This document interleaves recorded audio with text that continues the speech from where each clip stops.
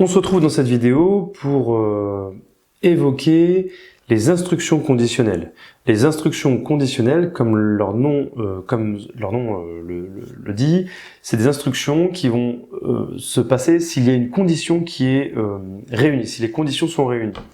On va voir tout de suite où est-ce que ça se trouve et où est-ce qu'on peut donner des conditions à notre programme, notre procédure. Alors, on va tout de suite dans Contrôle, ici. Et ici, vous voyez qu'il y a les si, alors, et les si, alors, sinon. Ok?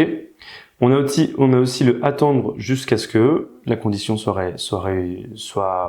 comment dirais-je, vraie. Et on a répété jusqu'à ce que la condition soit vraie. Donc ici, le si alors, en fait, c'est simplement si ma condition est vraie, si, je sais pas moi, mon score est supérieur à 10, alors, et il va se passer l'instruction qu'on va mettre dans le si. Et pour le si, sinon, si la condition est réunie, alors il se passe ça, sinon, il se passe autre chose. D'accord? Donc ça permet d'avoir deux axes différents. Par exemple, si vous jouez à deux joueurs, vous faites un jeu avec deux joueurs, si le joueur 1, il obtient 10, eh ben, il gagne, par exemple. D'accord? Vous pouvez avoir deux si, donc si le joueur 1 obtient 10, il gagne, si le joueur 2 obtient 10, il gagne. Ok? Donc ce serait deux si. Vous pourriez avoir, sur un autre type de jeu, des tables de multiplication, par exemple.